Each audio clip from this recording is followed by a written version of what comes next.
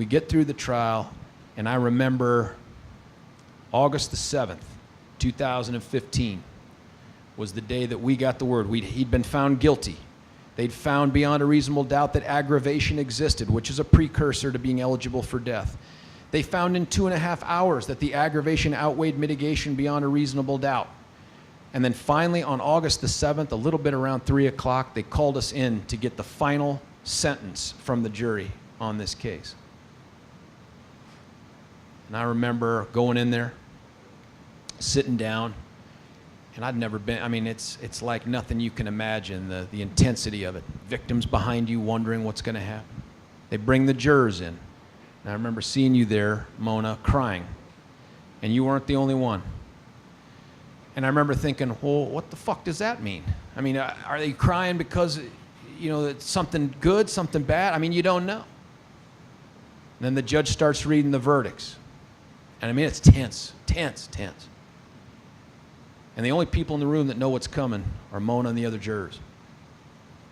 And Judge Samore, who's the best judge I've ever been in front of at any level. I've tried cases, municipal, state, federal, military. He's by far the best.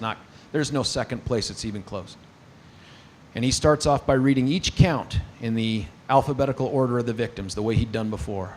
And he says, we, the jury, on the count of first-degree murder regarding Jonathan Blunk, cannot come to a unanimous decision. And as soon as he says those words, man, I remember over my shoulder hearing this moan, this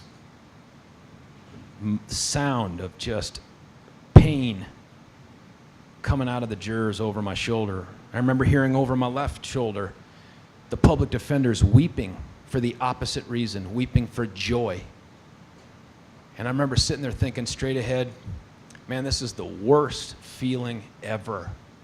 What have I done to these good people? And I remember waiting for the courtroom to clear out. I remember walking by. There's Aurora police officers lining up and down the hallway, and we went into the courtroom next to 201, remember that? And I'm going down, shaking the hands of each of these cops that were first responders, and I'm saying, I'm sorry. I am sorry. And they say, man, you don't have anything to apologize for. You did exactly what you were supposed to do, man.